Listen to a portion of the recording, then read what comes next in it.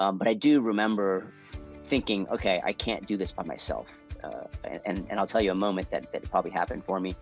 I'm on a cruise ship floating out in the Gulf of Mexico, and I'm sitting there trying to get on Wi-Fi calling because something's hitting the fan. And I was the one who had to take that call. I was the one who had to sit there and talk somebody through the challenge.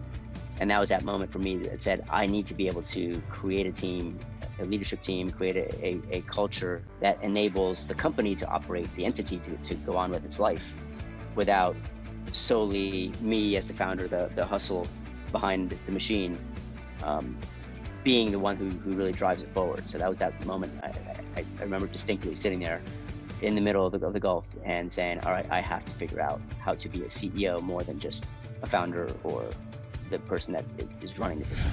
Welcome to Grow Think Tank. This is the one and only place where you will get insight from the founders and the CEOs of the fastest growing privately held companies. I am the host. My name is Gene Hammett. I help leaders and their teams navigate the defining moments of their growth. Are you ready to grow? Mindset is such an important piece to not only growth, but just leadership. When you think about the way you see the world, when you think about the beliefs that you carry with you, all of that is your mindset. The leadership mindset is necessary for you to really tune into and evolve as you grow as a leader. Everyone knows we must evolve as people, but as leaders, we have to continue to challenge some of the old beliefs that keep us stuck, keep us exactly where we are so that we can grow to that next level. I'm not saying this is easy, but I've dedicated my life to help you understand the mindset of leadership and the mindset that it takes for you to evolve beyond where you are today. I work with a lot of people that are considered exceptional leaders. They're extraordinary in what they do, and I help them go beyond where they are now to achieve impossible goals. That's really what I'm proud to do. And today we have a very special conversation with CEO and founder of PeakActivity. We're talking with Manish Hirapara, and he is the CEO of PeakActivity. We talk about what is leadership mindset? Why is it so important? What are the things that get in the way of having a strong, evolved mindset? All of that inside today's episode with Manish. One of the things that you want to make sure you take away from this is, where are you evolving? Where are the opportunities for you to play at a higher level? And who do you need to be to play at that higher level? This is my real contribution to the world and helping you see what you can't see for yourself, see the invisible. I know great leaders are able to tune into this, but as an executive coach, this is my job to help you. If you are looking to evolve to the next level, I want to make sure you understand there are resources out there for you. If it's right, I'd love for you to check out fastgrowthboardroom.com. In Fast Growth Boardroom, we combine a community of fast growth leaders, many of them from the Inc. 5000, and they are the founders, CEOs, presidents of these companies that want to gather together, understand from each other, help each other, grow, and even challenge each other to continue growing and evolving. If you want to check out Fast Growth Boardroom, just go do that now. Now here's the interview with Manish. Hi, Manish. Hi, Gene. How are you? Wonderful. How are you today? I am fantastic. I am excited to have you on the podcast. This is the first time you've been here. We have some people that come back multiple times. And I'm excited to talk to you about a special topic called mindset. Before we jump into that, tell us about your company, PeakActivity, and kind of what you do there. Sure, I would love to. So we are one of the, according to Inc., one of the I think number 585 in last year's list of fastest growing companies in America. Our entire business is helping others grow through digital acceleration. As we've all seen through COVID, e-commerce, mobile apps, technology is really eating the world. And there's a lot to do correctly to navigate those waters. And our business is really primarily here to be a valued digital partner so that as somebody's accelerating through their digital maturity life cycle, whether it's in technology, e-commerce, digital marketing, we are the experts and we are the talent that can help them get to that next level. Perfect. And you are, I guess, the CEO of the company?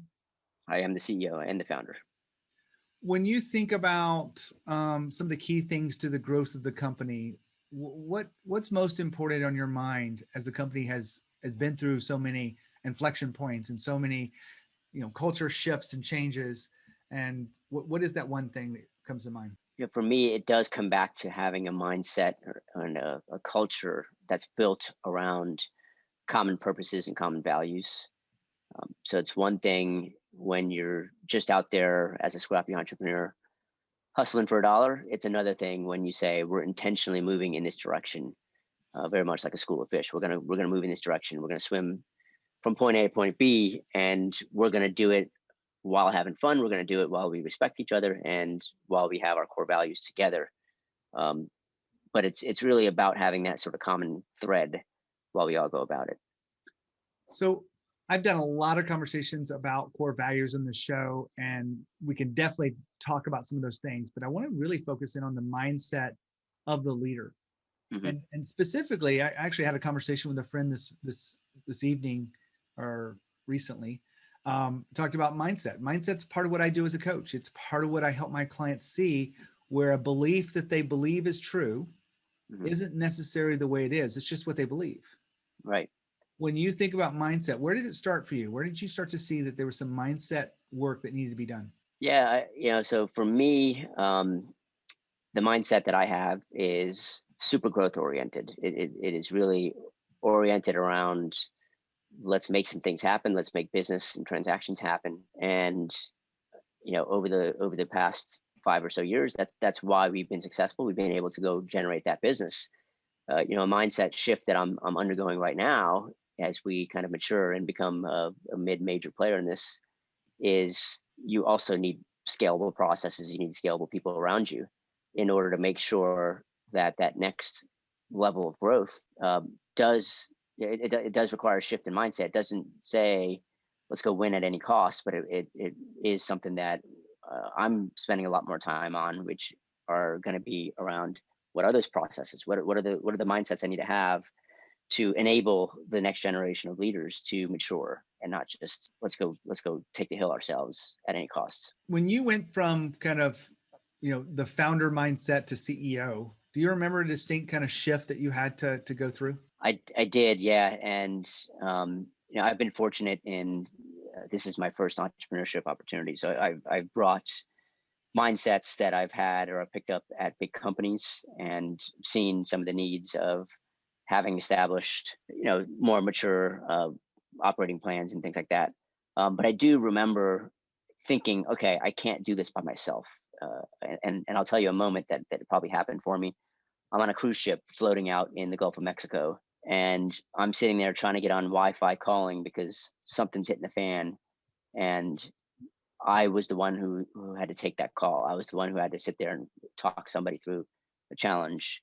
And that was that moment for me that said, I need to be able to create a team, a leadership team, create a culture that enables the company to operate, the entity to go on with its life without solely me as the founder, the hustle behind the machine, um, being the one who really drives it forward. So that was that moment. I remember distinctly sitting there in the middle of the Gulf and saying, all right, I have to figure out how to be a CEO more than just a founder or the person that is running the business. And we all have those moments. And I guess I'm just highly curious here because I see it happen so much within my own work as a coach with founders and CEOs like yourself. There's a big difference between knowing that you've got to do it and actually doing it. So what were the steps you took to really create a team that could grow beyond you? Well, I'd love to say that it was easy. We still haven't figured it out, but I read Traction by Gino Wickman. I read OKRs by John Doerr. We tried putting some pieces of each of those systems in place. We're still trying to kind of figure it out as we go.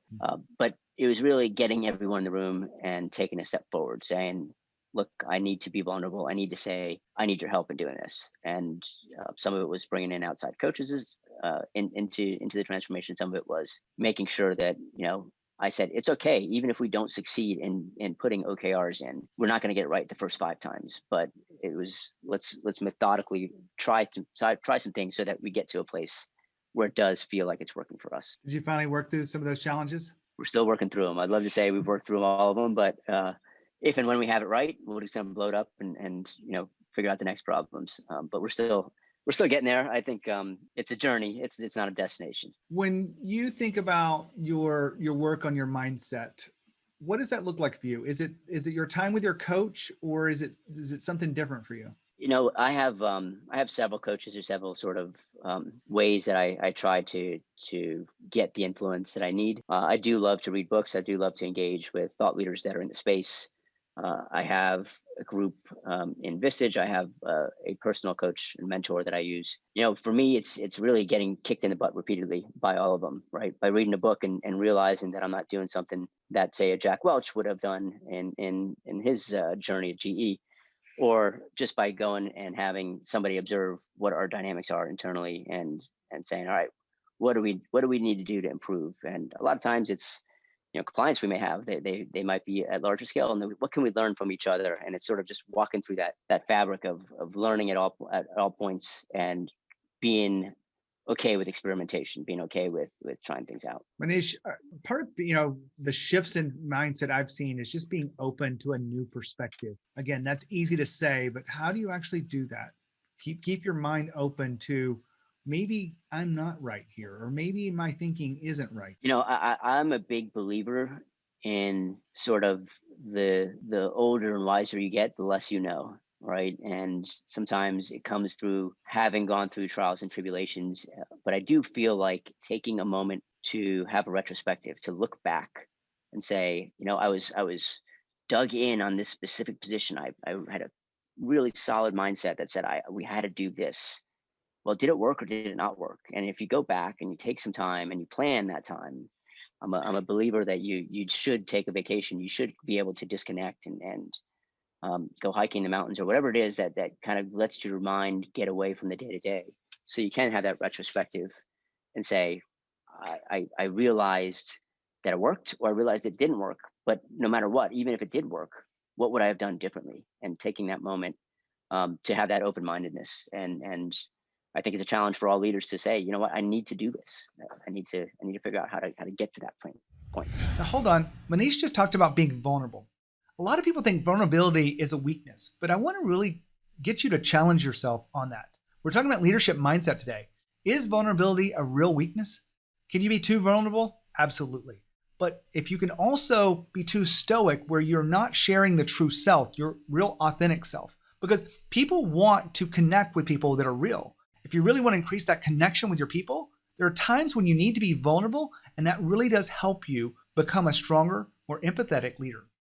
Make sure you are challenging your own beliefs about when to be vulnerable and when not, because I think that if you really choose the right occasions, you can create more of movement, more of a connection that you need to with your people. And back to Manish. I want to ask you one of those questions that only coaches ask, that and don't go into this if you don't want to go deep into it, but what's the hardest mindset shift you struggled with? For me, I think it's because we're such a fast growing company. It's I'll call it the imposter syndrome. It's the not realizing that we have 200 plus lives at stake, or families that are being fed from our business. And if I don't do some of these things, if I don't make a leadership team happen, if I don't make a culture happen, that it's going to be something that will be to all of our detriment. So the biggest mind shift for me has been realizing that we've got something. We're growing up as a company, and it's no longer when we had 3 or 4 of us, and we can just kind of do things the same way that we had. So, and I think a lot of CEOs, a lot of entrepreneurs that I talk to, their comfort zone is that sort of early stage, grind it out mindset, and moving towards a growth oriented CEO mindset is a shift. I'm still going through it myself, right? There's certain days where I'm just like, well, wouldn't it be easier if we just had no personality conflicts and no leadership conflicts and no things that we need to do as far as checklists go, but we can just go create something. So that's probably been the hardest one for me, Gene, is how to make that transition, how to turn the ship, which is a little slower to turn than it used to be. This is exactly one of the things that I work at with clients all the time. And, I know how hard it is because I had to do it myself within my own business. And I've had to do it numerous times with my clients. When you really do look at that imposter syndrome, the best thing I've found, and you probably can relate to this, is you have to find out who you really are, mm-hmm. and the impact that you've made with others. Because often we forget how far we've grown just because we get you weren't thrown into a 200 person company. No, I wasn't, and I didn't I didn't build it one person at a time. We built it 5 or 10 people at a time. It seemed like some weeks, Yep. for sure. And the hardest part of it is being able to take a step back and look at the machine from the outside and say, wow, look at all the things that are going on. I had lunch with somebody from finance, and she was telling me, the complexities in billing and accounting and accounts payable and all those things. And I was like, wow, that's amazing. It requires people, it requires leadership, it requires a different mindset than where we've been, for sure. Well, I'm glad you shared that with us, because it is something that I think a lot of people struggle with. And if they don't get it right, there's a lot of stress and anxiety that goes with holding on to the founder thinking. And that imposter syndrome is just a part of that. You've got to learn to grow beyond it. I want to shift gears here a little bit, because mindset is such an important piece to it, but you have to marry that with strategy, which is like, how are you going to execute and change? What do you feel like you do that's different than others when it comes to going from an idea into strategy? I'd like to say, my background as an entrepreneur, I'm an idea person. I'm an innovator at heart. We took those personality profiles, and I'm definitely high on that innovation scale.